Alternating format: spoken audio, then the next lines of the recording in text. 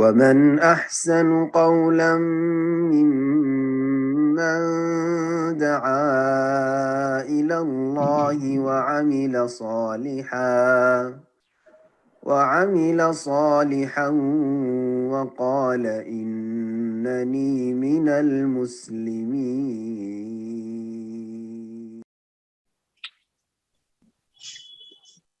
السلام عليكم شيخ. ওয়ালাইকুম আসসালাম ওয়া রাহমাতুল্লাহি ওয়া বারাকাতুহু। স্যার বাংলাদেশ থেকে বলছি শেখ। বাংলাদেশ কোথায়? চট্টগ্রাম থেকে। বলেন। মাশাআল্লাহ। আজকে কয়েকদিন ধরে একটা প্রশ্ন ঘুরপাক খাচ্ছে মনে।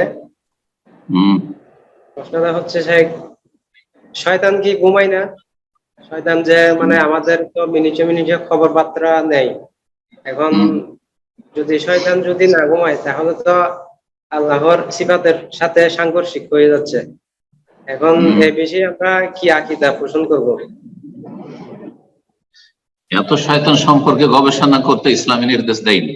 প্রথম কথা, আপনাকে যদি আমি জিজ্ঞাসা করি তো মনে হয় আরকান ইসলাম, আরকান ঈমান আর দিনের 3টা স্তর এটি বলতে পারবেন না। আমি ভালো করে জানছি। ইসলামের শাখা যদি বলেন ইমানের শাখাগুলি বলেন তো 10-20টি তো হাহা লাদরি করে দেবেন। কিন্তু এখন শয়তান ঘুমায় কিনা আপনার টেনশন শুরু হয়ে গেছে, নাকি অসুস্থ হয়ে যাচ্ছে না ঘুমিয়ে শয়তান। কথা বোঝা গেছে? আল্লাহ হিদায়াত দান করুন। কথা হচ্ছে যে আল্লাহ রাব্বুল আলামিন শুধু তার সম্পর্কে বলেছেন আল্লাহু লা ইলাহা ইল্লা হুয়াল হাইয়ুল কাইয়ুম লা তাখুযুহু সিনাতুন ওয়া লা নাওম। কথা বোঝা গেছে? আর মালায়েকা সম্পর্কে আল্লাহ বলেছে ইউসাব্বিহুনাল লাইলা ওয়ান নাহারা লা ইফতুর, রাত দিন তারা তাসবিহ করে, আল্লাহর জিকির আজকার করে, তারা কখনো ক্লান্ত হয় না, পরিশ্রান্ত হয়।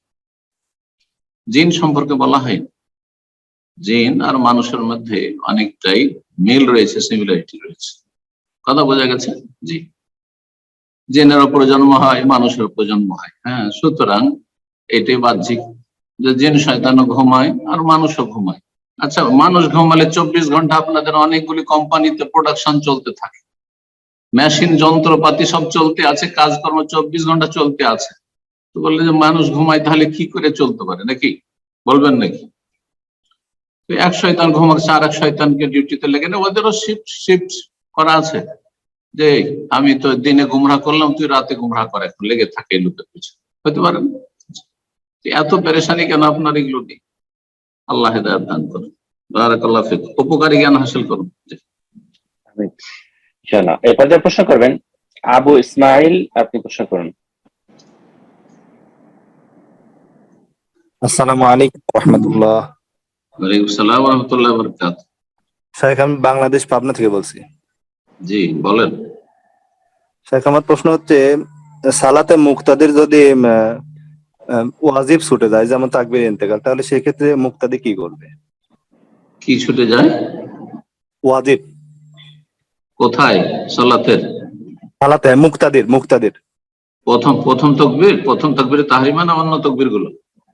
অন্য তাকবীর ইন্তেকাল, যেগুলো তাকবীর ইন্তেকাল বাদ দিয়ে কোনো ওয়াজিব যদি ছুটে যায় তাকবীরে মুক্তাদি, তাহলে মুক্তাদি ইন্তেকাল হচ্ছে ওয়াজিব, সঠিক মতে তাকবীরে ইন্তেকাল ওয়াজিব। বিষয়গুলি ফুকাহাদের কিন্তু ইখতিলাফি বিষয়। সঠিক মত যেটা আমরা বিশ্বাস করি যে ওয়াজিব, কিন্তু যদি ওয়াজিব ছুটে যায়, আর ওয়াজিব ছুটে গেলে তো সার্কুলার হচ্ছে যে সহযোগিতা করতে হয়।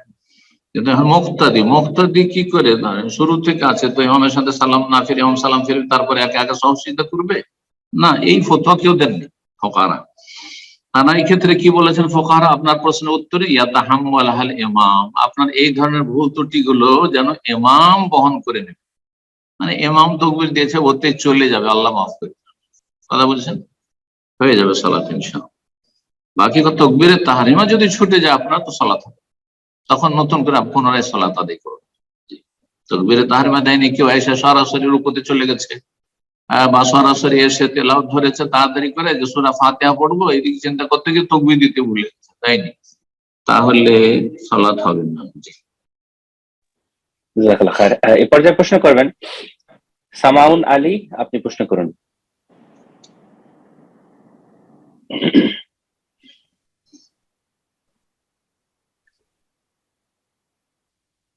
জি, আপনার ফোন আনমিউট হয়েছে, প্রশ্ন করুন। আসসালামু আলাইকুম। ওয়ালাইকুম আসসালাম রহমতুল্লাহ বারাকাতুহু। জি, আমি লালগোলা মুর্শিদাবাদ থেকে বলছি, মুখলেসুর রহমান। মাশাআল্লাহ মাশাআল্লাহ, ভালো আমার আছেন? প্রশ্ন হলো, বলেন। যে মেয়েরা কি চুলে কলপ করতে পাবে? কি? মেয়েরা চুলে কি কলপ করতে পাবে? চুলে ঠিক কলবের কথা কালো। বলছে আর কি, কালো কালো করা মেয়েরা আর কি কি, চুল মেয়েরা। করতে পাবে? কি বলছেন ইকরাম ভাই? আমাকে ক্লিয়ার আওয়াজটা আসছে না আমাদের। জি শেখ, উনি আসলে জানতে চাচ্ছেন যে মেয়েরা কি চুলে কলপ করতে পারবে কিনা, কালো করা যেটা। ওইটাই বলছিলাম, এটা সুন্দর সুন্দর লাগছে। মেয়েরা চুলে কলপ মানে কালো কালো করবে না, কিন্তু গাইরুস সাহেবের অন্তর্ভুক্ত তারা। হ্যাঁ, সাদা চুলকে পরিবর্তন করে নাও, সুতরাং মেহেদি দিয়ে করবে, অথবা মেহেদি আর কাতাম ঘাস মিললে ব্রাউন হয়, ব্রাউন করবে, কিন্তু মেয়েরা কালো করবে না, মহিলারা কালো করবে। সঠিক মত হচ্ছে যে পুরুষদের জন্য কালো করা যেমন জায়েজ নয়, এটি সঠিক মত। কেউ কেউ মাকরুহ বলেছেন, যেমন হাম্বলীদের কাছে মাকরুহ বিষয়টি কিন্তু হালকা, এই জন্য অনেকেই এরকমটা করে। তো অনেকে হয়তো চিন্তা করেন যে করছে কেন, তাদের ফতোয়াতে একটু শিথিলতা আছে। পুরুষদের ক্ষেত্রে মহিলাদের ক্ষেত্রে ওই রকমই সাদা চুলকে পরিবর্তন করবে, কিন্তু হেন্না দিয়ে মেহেদির রং হবে, অথবা মেহেদি আর কালোর মাঝামাঝি হবে, কিন্তু কালো করা যায় না। জি, ওয়াজান্নিবুহু সাওয়াত। হ্যাঁ, কালো থেকে বাঁচিয়ে রাখো, শুধু পুরুষের ক্ষেত্রে নয়, মহিলার ক্ষেত্রেও সে বিষয়টি প্রযোজ্য। আল্লাহু তাআলা আ'লাম। প্রশ্ন করবেন ফারজান আলী, আপনি প্রশ্ন করুন।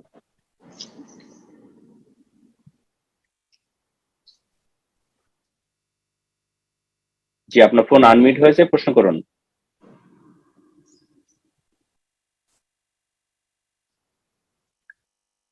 ফারজান আলী, আপনাকে আমরা শুনতে পাচ্ছি না, আপনার মাইক্রোফোন ওপেন করা আছে, আপনি কথা বলুন।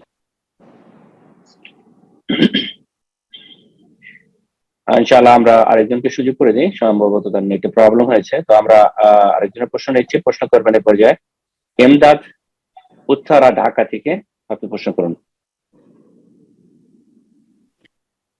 আসসালামু আলাইকুম।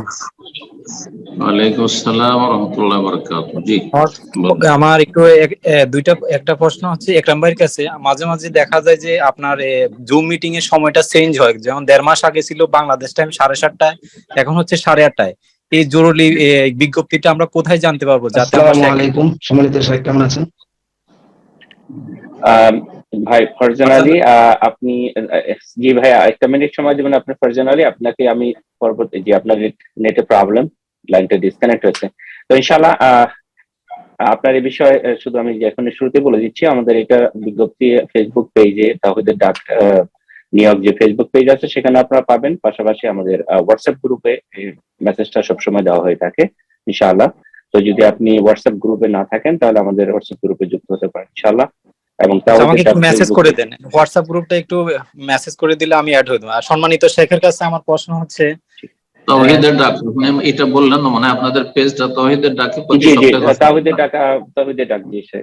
জি, আচ্ছা ঠিক আছে শেখ, আপনার কাছে আমার প্রশ্ন হচ্ছে, আমি যখন আমার স্ত্রীর সাথে মিলিত হই, তখন থেকে মনে করেন 2, 3, 4 ঘন্টা 5 ঘন্টা আমার একটা মজি তরল পদার্থের মতো বের হয়, যার কারণে এটা মনে করেন আমি রাত্রিতে আমার স্ত্রীর সাথে মিলিত হয়েছি, ফজরের সময় দেখা যায় যে এটা আস্তে আস্তে বের হয়, যেটা মাঝে মাঝে টের পাই, মাঝে মাঝে টের পাই না। তো যার কারণে দেখা যায় আমি হেঁটে মসজিদে, এটা সাধারণত একটু মুভমেন্ট করলে, হাঁটা চলা করলে কিছুক্ষণ পর বের হয়। যে আমি মসজিদে হেঁটে যাচ্ছি, তখন সালাতে দাঁড়াইছি, মধ্যখানে মনে হচ্ছে যে হ্যাঁ আমার কিছু হয়েছে, অথবা সালাত শেষে আমার মনে হচ্ছে যে সালাত শেষে আমি টের পাইছি, বা আমি হাত দিয়ে স্পর্শ করলে বুঝতে পারছি যে মজিটা বের হচ্ছে। তো সেই ক্ষেত্রে আমার সালাদটা কি হবে, আর হলো এই ক্ষেত্রে মনে করেন কাপড়টা কিভাবে আবার পাক করব, বা আমার সালাদটা হচ্ছে কিনা। জি জি, বুঝে গেছি, ঠিক আছে।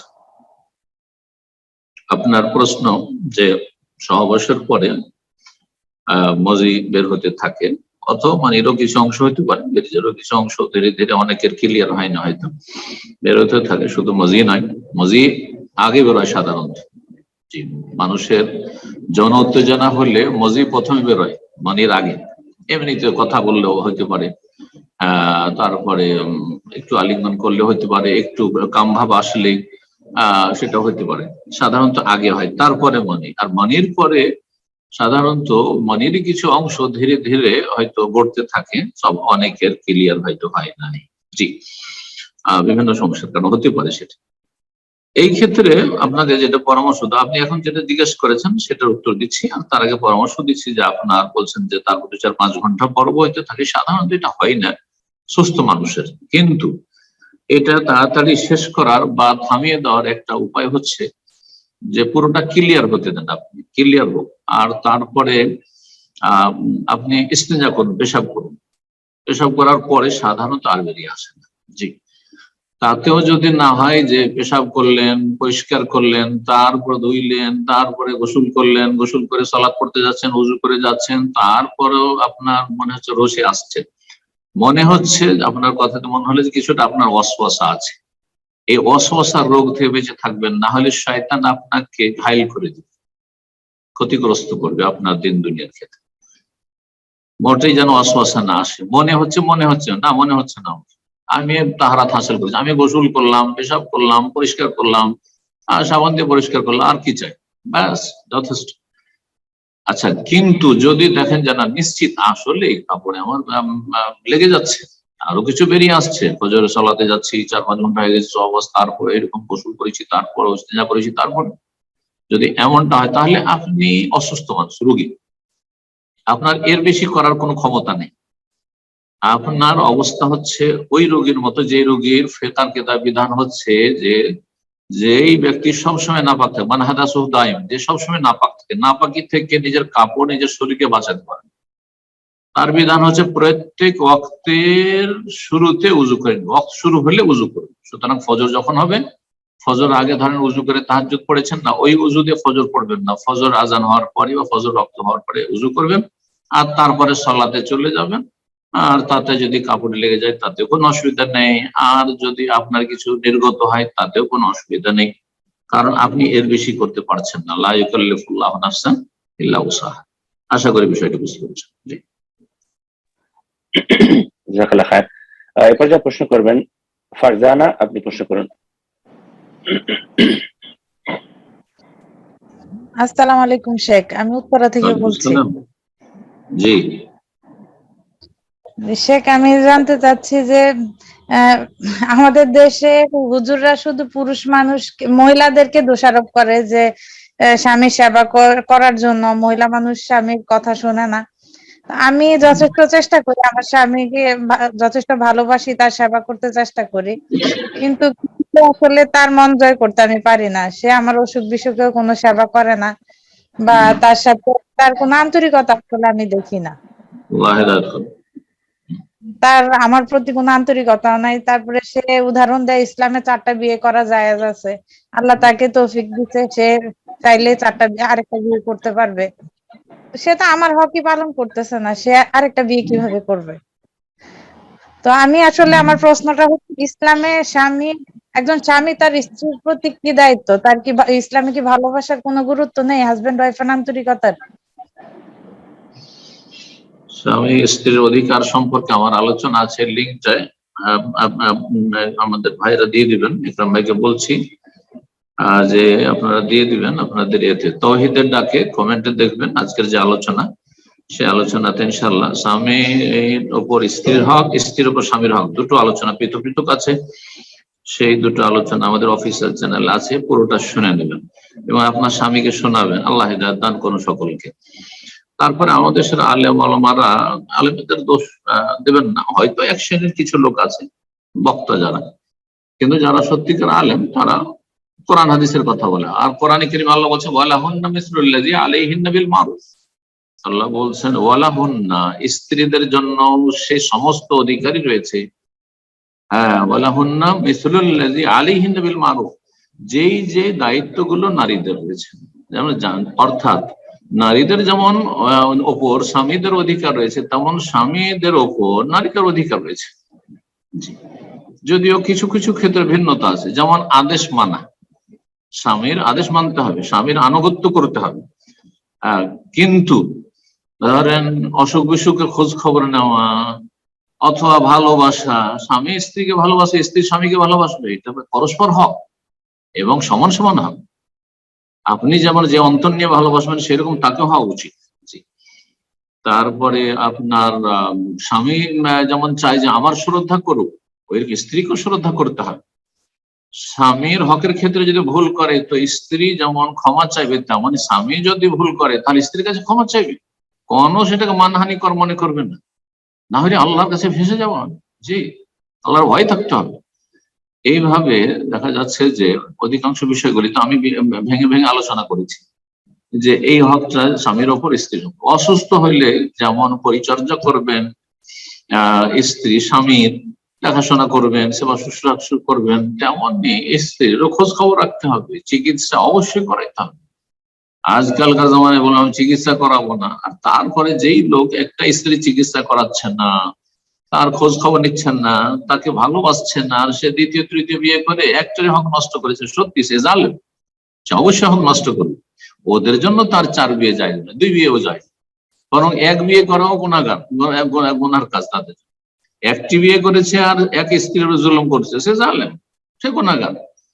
কথা বোঝা গেছে? একজনকে বিয়ে করলো সেই ক্ষেত্রে বেশ কিছু শর্ত রয়েছে, আর একসাথে দুটো রাখলে তখন আরো কিছু শর্ত রয়েছে। ইমানি শক্তি, আল্লাহর ভয়ভীতি, ইমান ও তাকওয়া, শারীরিক শক্তি, আর্থিক শক্তি। আপনার স্বামী হয়তো তার কাছে আর্থিক শক্তি আছে, শারীরিক শক্তি আছে কিনা এটা একটা দেখার বিষয়, যে 2জন 3জন স্ত্রীকে সে গুনাহ থেকে বাঁচাতে পারবে কিনা, না নাম কষ্টে বিয়ে করে রেখেছে আর এইদিকে পাপ হচ্ছে, স্ত্রীদের দ্বারা পাপ হচ্ছে, এটাও দেখার বিষয়, নাহলে ফেঁসে যাবে সে। শারীরিক ক্ষমতাও থাকতে হবে, আর সবচেয়ে বড় ক্ষমতা যেটা প্রথম থাকতে হবে সেটা হচ্ছে ইমানি শক্তি থাকতে হবে। ইমান এবং তাকওয়া, আল্লাহ ভয়, আল্লাহর ভয়ভীতি, তাকওয়াল্লাহ। আল্লাহর ভয়ভীতি না থাকলে কি করে ইনসাফ করবে, কি করে সুবিচার করবে, আর কি করে সত্য কথা বলবে, মিথ্যা কথা বলবে, স্ত্রীদেরকে ধোঁকা দেবে। আল্লাহ হেদায়েত দান করবে। আমরা সবসময় বলি যারা কোরআন সুন্নাহ আলোচনা করেন সেসব উলামায়ে কেরাম, আলহামদুলিল্লাহ বাংলা ভাষা অনেকে আছেন, যে যেমন নারীদের মধ্যে অনেক জালেম আছে, তেমন পুরুষদের মধ্যে অনেক বড় বড় জালেম আছে, বড় বড় জালেম আছে। পুরুষ জালেমদের অনিষ্ট থেকে আল্লাহ আমাদের মা বোনদের হেফাজত করেন, আর এক শ্রেণীর বোনেরা রয়েছেন জালেম জালেমা, তাদের অনিষ্ট থেকে আল্লাহ অনেক পুরুষকে আল্লাহ হেফাজত করেন, যেসব পুরুষদের সম্মুখীন হতে হয়েছে এসব জালেম। আল্লাহ রাব্বুল আলামিন যেন সমস্ত অনিষ্ট থেকে আল্লাহ হেফাজত করেন। জাযাকুমুল্লাহ। আমিন। এরপর যে প্রশ্ন করবেন খলিলুর রহমান, আপনি প্রশ্ন করুন।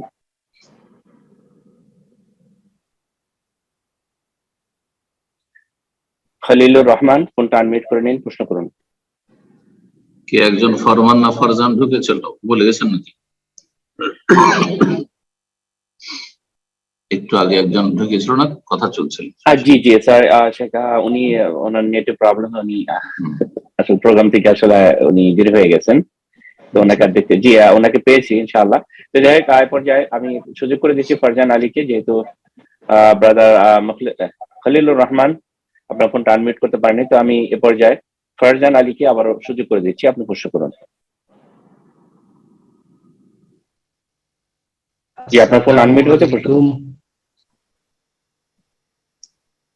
আসসালামু আলাইকুম।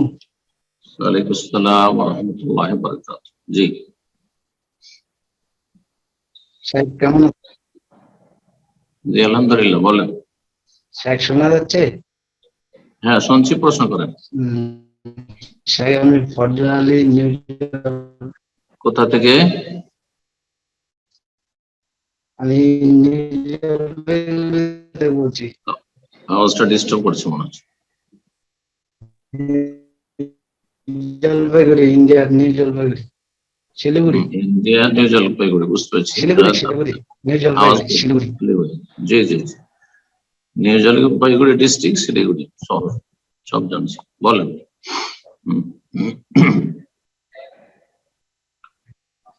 আপনার প্রশ্ন বলেন। আমার খালার বাড়িতে মানে মিলাদ হবে। কি বললেন? আমি বললাম যে আমার খালার বাড়িতে মানে মিলাদ হম আপনার খালার বাড়ি মিলাদ হয়তো তাতে আপনার কি মিলাদ হবে, বুঝছেন? তো ওই একরাম ভাই শুনতে পাচ্ছেন? না না ওটা না, মানে আমাদের ওই আত্মীয় স্বজন মামা আসবে তো, যাচ্ছে তো প্রশ্ন কি আপনার? শেখ জি আমি ওনাকে ইনশাআল্লাহ শেখ শোনা, শেখ শুনতে হচ্ছে। মাঝে মাঝে শুনছি, এখন শুনছি, আবার আগামী যখন ক্লিয়ার প্রশ্ন বুঝতে পারছি না। আগামী সপ্তাহে হ্যাঁ, আপনি প্রশ্নটা বলেন, দেখি চেষ্টা শেখ করছি আমরা। জি আমি ওনার প্রশ্নটা জানি, উনি আমাকে এক সময় হ্যাঁ, মেসেজ করেছিলেন, ওনাকে বলেছি আপনি আমি বলে নেটে দেন, হ্যাঁ, প্রশ্ন প্রশ্ন করার বলেন। জন্য। তো মূলত ওনার প্রশ্নটা হলো ওনার খালার বাড়িতে আপনার মিলাদ হবে, সেখানে তার আত্মীয় স্বজনরা আসবেন এবং তারা হয়তো তার বাসায় বেড়াইতে আসবে। তো ওনার মানে খাওয়া দাওয়ার ফারজান আলী ব্যবস্থা ভাই করে দেন। আপনি বললেন না খালাস, আপনার পক্ষ থেকেও তো অনেক করছেন, চলেন বলেন একরাম ভাই আপনি। জি জি তো মূলত ওনার প্রশ্ন হলো যে যারা তার বাসায়, তাদের বাসায় হয়তো আত্মীয় স্বজন তারা বেড়াইতে আসবেন, যেহেতু তারা মিলাদে দাওয়াত খাইতে আসতেছেন, তো তাদেরকে দাওয়াত খাওয়ানো বা তাদের জন্য খাওয়া দাওয়ার ব্যবস্থা করাটা বৈধ হবে কিনা, এই ব্যাপারে উনি মূলত জানতে চাচ্ছেন। তার খালা ডাকছে, তার খালা খাওয়াচ্ছে, নাজায়েজ খাবার খাওয়াচ্ছে, আর যারা খেতে আসছে তারা নাজায়েজ খেতে আসছে। আপনি সেই কাজে কোনো সহযোগিতা করবেন না, না সেখানে গিয়ে আপনি আপ্যায়নের সার্ভিস দেবেন, না আর্থিক কোনো সহযোগিতা করবেন, না সেখানে আপনি অ্যাটেন্ড করে উপস্থিত হবেন, ঠিক আছে? বাকি কথা হলো যে ওরা মিলাদের বেদাতি দাওয়াত খেতে এসছে, আর তারা আপনার খালার আত্মীয়, সুতরাং আপনারও আত্মীয়, সেজন্য আপনার আশেপাশে হয়তো বাড়ি আছে, আপনার বাড়ি আসলে এখন ওই বেদাতি লোকগুলো ওদের আপ্যায়ন করবেন কিনা? হ্যাঁ আপ্যায়ন করবেন, কিন্তু মিলাদের আপ্যায়ন এমনি খাওয়াইতে পারেন মানুষকে, যে কোনো মানুষ, অমুসলিমকে খাওয়াইতে পারেন, যে কোনো অসুবিধা নেই। আশা করি জাযাকাল্লাহ খায়ের। এ পর্যায়ে প্রশ্ন করবেন আজিম খান, আপনি প্রশ্ন করুন।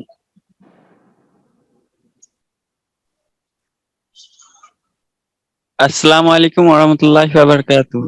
আসসালামু ওয়া রাহমাতুল্লাহি ওয়া বারাকাতুহু। জি হ্যাঁ, পশ্চিমবঙ্গের হুগলি জেলা থেকে বলছি আমি। বলেন। আমার প্রশ্নটা হলো, ঋণ থাকলে কুরবানি দেওয়া যাবে কিনা, আর কত টাকা থাকলে কুরবানি দিতে হবে?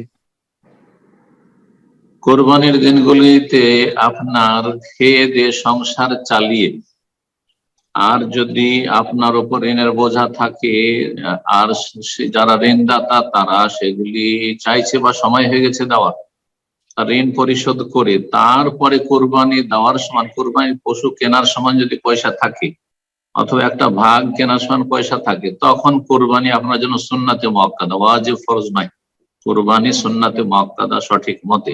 জি, অধিকাংশ আইম্মা কিরামদের নিকট এটাই ঠিক, কোরবানি কোনো ফরজ নয়। ঠিক আছে। আর যদি দেখা যায় যে না আপনার নিজের অভাব আছে, সংসার চলছে না, ঋণের বিষয়টা যেটা জিজ্ঞাসা করেছে, ঋণ থাকা অবস্থায় কোরবানি দেওয়া যাবে কিনা? ঋণ দুই রকম। এক ঋণ হচ্ছে যে ঋণ পরিশোধের সময় চলে এসছে, আপনি 1 মাস বললে 2 মাস বলে কারো কাছে টাকা নিয়েছেন, আর 1-2 মাস হয়ে গেছে, তাহলে আগে ঋণ পরিশোধ করতে হবে।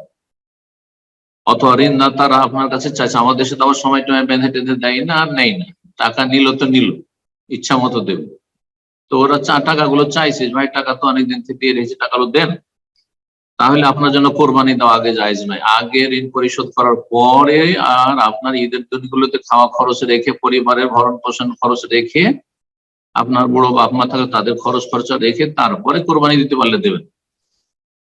ঋণ থাকা অবস্থায় কোরবানি একটি অবস্থায় দেওয়া যাবে, সেটা হচ্ছে যে ঋণদাতা যদি বলে যে আপনি কোরবানি দিবেন, এই সময় আপনার কাছে পয়সা নেই, তো নেন 6 মাসের জন্য নিয়ে নেন, অসুবিধা নেই, 6 মাসে কিস্তিতে কিস্তিতে দিয়ে দেবেন। অনেকে ধরেন সৌদি আরবে চাকরি করে বা দেশেও চাকরি করে, অ্যাডভান্স 2-3 মাসের টাকা দিয়ে দিল প্রতিষ্ঠান যে তুমি কোরবানি করো পরে, তো ঋণ নিয়ে কোরবানি দিল, কোনো অসুবিধা নেই, জায়েজ। কারণ যেই ব্যক্তি ঋণ দিচ্ছে সে কোরবানি করার জন্য দিচ্ছে, অথবা হজ করার জন্য দিচ্ছে, যে যান আপনি হজ করে আসেন, আপনি বা কোরবানি করে আসেন, আর তারপরে তখন আপনি আমাকে দিয়েন, অসুবিধা নেই, ধীরে আসতে দিয়েন, অথবা আর তারপরে কতদিনের মধ্যে দিতে পারে, এতদিন, আর ঠিক আছে পরে দিন আপনি, তাহলে ঋণ নিয়েও আপনি কোরবানি এই অবস্থায় করতে পারেন। ঠিক আছে। এই পর্যায়ে আমি আবার সুযোগ করে দিচ্ছি খলিলুর রহমান, আপনি প্রশ্ন করুন।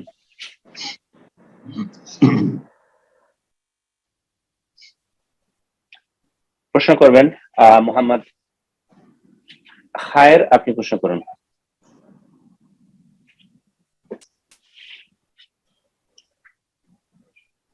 মোহাম্মদ খায়ের, ফোনটা আনমিউট করে নিন, প্রশ্ন করুন। জি, আসসালামু আলাইকুম রাহমাতুল্লাহ।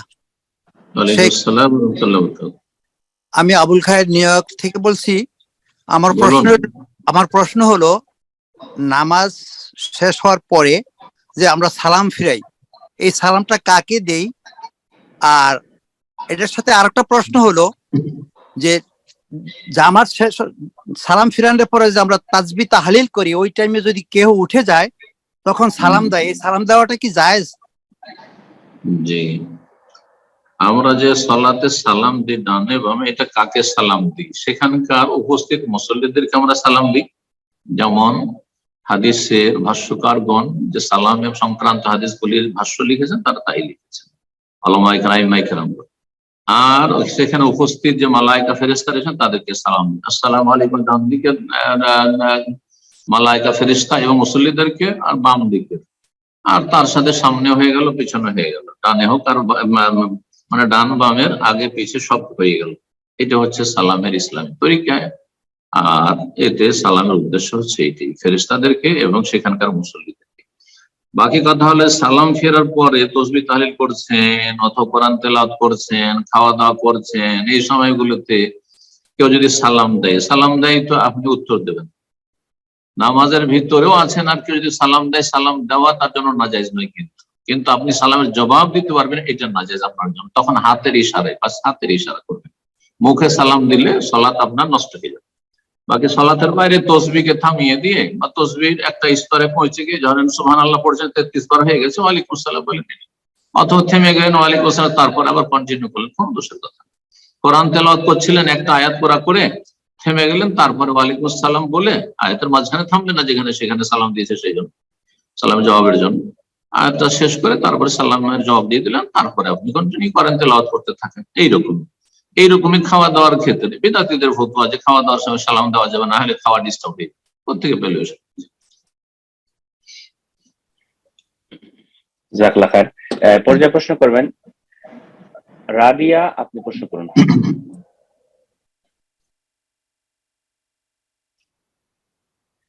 রাদিয়া, আপনার ফোনটা আনমিউট করে নিন, প্রশ্ন করুন।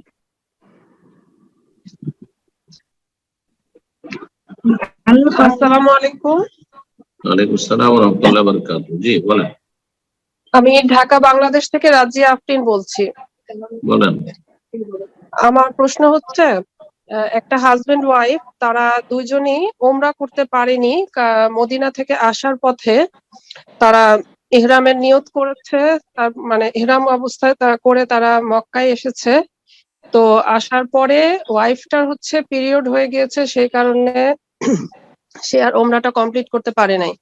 আর হাজবেন্ডটার হচ্ছে কিছু তার প্রবলেম আছে, তারা বলে আর কি, মানসিক সমস্যা আছে, যে কারণে রাগ উঠলে বা কোনো কিছুতে কন্ট্রোল করতে সে পারে না। তো তার ফ্যামিলি মেম্বারের কারোর সাথে রাগান্বিত হয়ে সে ইহরামের কাপড় খুলে ফেলেছে এবং বলেছে যে আমি আর ওমরা করবই না, এরকম করে সে ওমরাটা কমপ্লিট করেনি। এবং তারপরে তারা আর 2 দিনই ছিল মক্কাতে।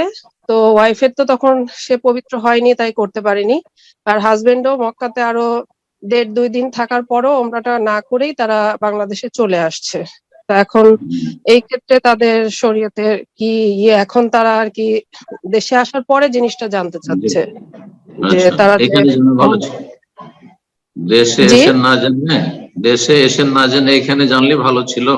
চলেন বলছি উত্তর, আল্লাহ হেদায়েত করুক। তো ওমরা নিয়ত করে গেছে, এহরাম করে মদিনা থেকে গেছে, মানে এহরাম করে নিয়েছে আর কি, এহরাম করে নিয়েছে, পরে নেওয়ায় এহরাম হোক অথবা নিয়ত করা, আসল হচ্ছে নিয়ত।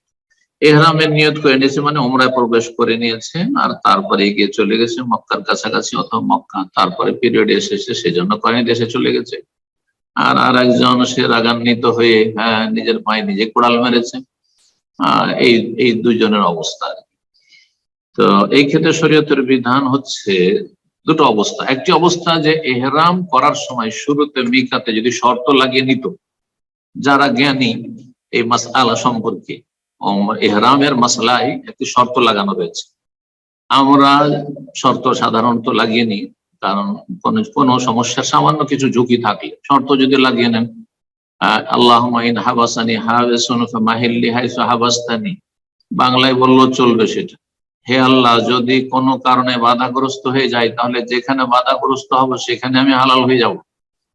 এই শর্ত যদি মিকাত থেকে লাগিয়ে যেতেন তারা, তাহলে আর কোনো দমটম লাগতো না, ছেড়ে দিয়েছে চলে গেছে। কথা বোঝা গেছে? কিন্তু সাধারণত সাধারণ মানুষরা এরকম কোনো শর্ত লাগায় না। এহরাম করে গেছে যে ওমরা করবো, তারপরে একজনের মাসিক চলে এসেছে, আর একজন রাগ করে এহরাম খুলে দিয়েছে ছেলে মেয়েদের উপর বা কারো স্ত্রীর উপর। তো এদের দুইজনকে বলবো যে তারা একটা করে দম দেবে, আর সেই দমটি মক্কায় জবাই করবে, জবাই করে মক্কায় বিতরণ করে দিবে গরিব মিসকিন। মক্কায় কোনো আত্মীয় থাকলে অথবা কোনো বিশ্বস্ত ইমানদার ব্যক্তির মাধ্যমে সেখানে দুটো খাসি অথবা দুম্বা অথবা দুটো উটের ভাগ অথবা গরুর ভাগ সেখানে কি করবে, দম দেবে। দম একটা ছাগল দেবে, এটাই হচ্ছে শরীয়ত সম্মত উত্তম। আল্লাহ তাআলা আলাম। আল্লাহ তৌফিক দান। আমিন। জাযাকাল্লাহ খায়ের। সম্মানিত শ্রোতা দর্শক মণ্ডলী, আমরা প্রোগ্রামের একদম শেষ পর্যায়ে চলে এসেছি। আজকে সর্বশেষ প্রশ্ন নেব ইনশাআল্লাহ, এর মাধ্যমে আজকের আমাদের প্রোগ্রাম শেষ হয়ে যাবে। আগামী সপ্তাহে ইনশাআল্লাহ যারা আজকে প্রশ্ন করতে সুযোগ পেলেন না, আগামী সপ্তাহে শুরুতে এসে হ্যান্ড রেজ করবেন। হচ্ছে আমাদের নিউ ইয়র্ক টাইম সকাল 9টার সময় জুম প্রোগ্রাম আপলোড করা হয়। 9:30 আমাদের দশ শুরু হয়। 9টার সময় নিউ ইয়র্ক টাইম 9টার সময় শুরুতে প্রোগ্রাম এসে হ্যান্ড রেজ করবেন। ইনশাআল্লাহ আপনাদের প্রশ্নগুলো নেওয়ার চেষ্টা করব। তো সর্বশেষ প্রশ্ন করবেন তাওহিদ ইবন মাহবুবা, আপনি প্রশ্ন করুন। জি, আসসালামু আলাইকুম শেখ। ওয়ালাইকুম আসসালাম ওয়া রাহমাতুল্লাহি ওয়া বারাকাতুহু। জি বলেন। জি শেখ, আমি বাহরাইন প্রবাসী, বাহরাইন থেকে। আমার প্রশ্ন হচ্ছে যে বাবার আগে ছেলে মারা গেলে ওই ছেলের আওলাদরা কি বাবার সূত্রে দাদার সম্পত্তির ওয়ারিশ হবে? আর একটা হচ্ছে যে বসত বাড়ির জায়গা জমি কি বন্টন যোগ্য কিনা? বাবার আগে ছেলে মারা গেছে আর ওই ছেলে যে মারা গেছে তার ছেলে মেয়েরা আছে, এটাই তো? জি জি জি, তার আওলাদরা কি দাদার সম্পদে ভাগ পাবে কিনা? ওই দাদার কি আর অন্য কোনো ছেলে আছে, মানে যে ব্যক্তি মারা গেছে তার ভাই বোন আছে? জি, আরো 8 জন আছে আর কি। ভাই আছে না 9 জন ভাই বোনের মধ্যে ভাই বোন 3 জন ভাই আর 5 জন বোন আছে আর কি আমার। তাহলে তারা আর সৃষ্টি করে দিবে। কাছের আত্মীয় থাকতে দূরের লোকেরা ওয়ারিস হবেন, উত্তরাধিকারী হবেন। নাতিরা, পোতা পতিনরা বা নাতিনরা দূরের, তুলনামূলক কার সাথে তুলনা করে? যে ব্যক্তি মারা গেছে তার ভাই বোনদের সাথে, আর তার ভাই বোনেরা হচ্ছে তার বাবার ছেলে এবং মেয়ে, আর এরা হচ্ছে নাতিন। সুতরাং কাছের যখন ছেলে মেয়েরা নিজে রয়েছে তাহলে পোতা পতিন বা নাতিন তারা ওয়ারিস হবে না। এখানে তারা যেন হাজব করে দিচ্ছে, আড় সৃষ্টি করে দিচ্ছে। এটাকে ফারাইজের ভাষায় হাজব বলা হয়, আড়, অন্তরায় হয়ে যায়, আড় সৃষ্টি করে দাও। কিন্তু এই ক্ষেত্রে তাহলে কি শরীয়ত জুলুম করেছে? না, মোটেই জুলুম করেনি, সমাজ জুলুম করেছে। আমাদের সমাজে এটাকে এক শ্রেণীর লোকদের ভাষায় মজলুম মিরাজ বলা, ইংরেজ আমল থেকে। ইংরেজরা আমাদের ইসলামকে বদনাম করার চেষ্টা করেছে, যার ফলে তারা মজলুম মিরাজ, মানে ধন সম্পদের ভাগ বন্টনের ক্ষেত্রে এই নাতিন পোতা পতিনরা মজলুম হয়ে গেছে, জুলমের শিকার হয়েছে। জানো তার কে জুলুম করলো? নাউজুবিল্লাহ, আল্লাহ জুলুম করেছে। তাহলে আল্লাহর বিধান জুলুম করেছে। আউযুবিল্লাহি মিনাশ শাইতানির রাজিম। তো এই টার্মটি অনেকে বলে থাকেন এরা মুসলিম মিরাজ হয়েছে। না, এটি হচ্ছে কুফরি টার্ম, আল্লাহকে জালেম সাব্যস্ত করা, আল্লাহ শরীয়তকে জালেমানা বিধান মনে করা। এখানে জুলুম করেছে সমাজ। এই ছেলে দীর্ঘদিন কিন্তু কাজকর্ম ইনকাম করেছে আর বাপের নামে মায়ের নামে করেছে, এই জুলুমটা করেছেন। কেন জুলুম করেছে? এটা পারিবারিক জুলুম, সামাজিক জুলুম। যে ব্যক্তি ইনকাম করবে তার নিজের নামে প্রপার্টি হবে, কিন্তু আমাদের বাঙালি সমাজ, ভারতীয় সমাজ অজ্ঞ সমাজ। বাপ মাও অজ্ঞ আর ছেলে মেয়েরা অজ্ঞ, নিজের অধিকার বুঝে না। এই জন্য জবরদস্তি এই প্রবাসে 15 বছর 20 বছর ইনকাম করে সব বাপ মায়ের নামে করে দিয়েছে, আর হঠাৎ মারা গেল, না হারাম কাজ করেছে। ওই ছেলেও হারাম কাজ করেছে, ওর বাপ মা হারাম কাজ করেছে, এরকম। হ্যাঁ, ছেলের সম্পদ নিয়ে নিজের নামে সবকিছু সম্পদ করা, আর তারপরে মারা গেল তো তোরা তো পাবি না, আমার ছেলের আছে পাবি। কথা বোঝা গেছে? যদি এইরকমটা করে থাকে তো যেই পরিমাণ এই যে ছেলেগুলো মারা গেছে, ছেলেটা মারা গেছে, এই ছেলে যদি এই লোক যতটা আয় ইনকাম করেছে সেই পরিমাণ তার বাবা অবশ্যই দিয়ে দেবে, কারণ এইটা তার ছেলেদের না, এটা যেই ইনকাম ছেলে ইনকাম করেছে তার, আর তার ছেলে মেয়েদের তার স্ত্রী, সেটা দিয়ে দেবে তাদের। জুলুম থেকে মুক্ত হওয়ার জন্য বাপ না, যদিও তাদের নামে করে দেওয়া হয়, ফিরিয়ে দেবে, এগুলো আমার না। আর শরীয়তে আর একটা দিক রয়েছে, যদি এমনটা না হয়, ধরেন ছেলে মেয়ে আছে কিন্তু নিজে কোনো ইনকাম করে যায়নি, আর বাপ মার জমি জায়গা ধন সম্পদ আছে, মারা গেছে হঠাৎ করে মারা গেছে, তার কোনো প্রপার্টিও ছিল না, আর তার বাপ মার নামে কিছু করে রেখে যায়নি যে এমন কিছু তার কাছে ফেরতের আশা করবে। এই ক্ষেত্রে ওলামারা বলেছেন যে দাদার যেহেতু বা দাদির যেহেতু ধন সম্পদ আছে, এরা ওসিয়ত করবে। বেশ কিছু ওলামারা বলেছেন যে এই ক্ষেত্রে ওসিয়ত করা ফরজ, ওসিয়ত করবে, কারণ এর আগে তো ভাগ দেওয়া যাচ্ছে না, নিজের ছেলে মেয়েরা থাকতে পোতাপতি নাতি নাতিকে ভাগ দেওয়া যাচ্ছে না, সুতরাং ওসিয়ত করা ওয়াজিব। এখানে ওসিয়ত 1/3 অংশের কম থাকতে হবে, তার বেশি ওসিয়ত করতে পারবে না। অর্থাৎ সমস্ত ধন সম্পদ, প্রপার্টি, ভিটেমাটি সবগুলি 3 ভাগ করে 1 ভাগের কম পরিমাণ এ পোতাপতি নাতি নাতিনের জন্য ওসিয়ত করে দেবে আগেই, যে এগুলো তাদের, বা এতটা তাদেরকে আমি তাদের জন্য ওসিয়ত করলাম, এটা পূরণ করি, তারপরে তোমরা জমি জায়গা ভাগ করো। ঠিক আছে, এই হচ্ছে সমাধান, যাতে করে এরা বঞ্চিত না হয়। আল্লাহ তৌফিক দান করুন। আমিন। শেখ রিলেটেড উনি বসত বাড়ির ভাগ বটোয়ারা সম্বন্ধে কিছু জানতে চাচ্ছিলেন। কে মাঝখানে কথা বলছিল জানো? জি, ওটা হচ্ছে উনি ছিলেন অন্য ব্রাদার, উনি খলিলুর রহমান, ওনাকে আমি সুযোগ দিয়েছিলাম কিন্তু অনেক দেরিতে আসা আনমিউট করেছেন। তো এখন আপনার অনুমতি চাবো শেষে, যদি তার পূর্বে সেটা ওই ভাই আলোচনার সাথে তাওহীদ ইবন মাহবুব উনি প্রশ্ন করছিলেন, ওর সাথে একটা উনি রিলেটেড প্রশ্ন করছিলেন বসত বাড়ির ভাগ বাটোয়ারা সম্বন্ধে। আপনি শুনেছেন কিনা? বসত বাড়ি হোক আর গাছ, জি শেখ, প্রশ্নটা আমি সরি জি বলেন, আপনি বলেন, ক্লিয়ার করেন। জি শেখ, জি বসত বাড়ির জায়গা জমি কি বন্টন যোগ্য কিনা? যখন আমার দাদা মারা গেছে, একজন বলল সমস্ত কিছু বন্টনযোগ্য, কিন্তু কাছের আত্মীয় থাকতে দূরেরা পাবে না। অর্থাৎ ছেলে মেয়ে, যখন আপনি বললেন 3 ভাই, এতটি বোন আছে, তাহলে পোতাপতিন নাতি নাতিন, আপনার অনেক অঞ্চলের নাতি নাতিন বলেন, আমরা পোতাপতিন বলি, পোতাপতিন এরা পাবে না, কারণ ছেলেরা থাকতে পোতাপতিন কেন দূরে পাবে, কেন পাবে না শরীয়তের ভিতরে। কিন্তু যেমনটা বললাম যে তার বাবাকে কিছু দিয়ে গেছে, তার বাপ মার নামে করে দিয়ে গেছে, তো ওগুলো ফিরিয়ে দিক ওই পরিমাণ এক। আর যদি না হয় তো ওসিয়ত করুক, ওসিয়ত করুক, যাতে করে ওরা কিছু পায়। ওসিয়তের ক্ষেত্রে ভিটেমাটি ওসিয়ত করতে পারে, অথবা অন্য জায়গায় কোথাও ওসিয়ত করতে পারে যে এতটা দিয়ে দিয়ে আমার পোতাপতির নাতি নাতিন গুলোকে এই দিয়ে দিই। জি, তো আমি খলিলুর রহমানকে সুযোগ করে দিচ্ছি আবারও, আপনি ফোনটা আনমিউট করে নিন, প্রশ্ন করুন। আসসালামু আলাইকুম শেখ।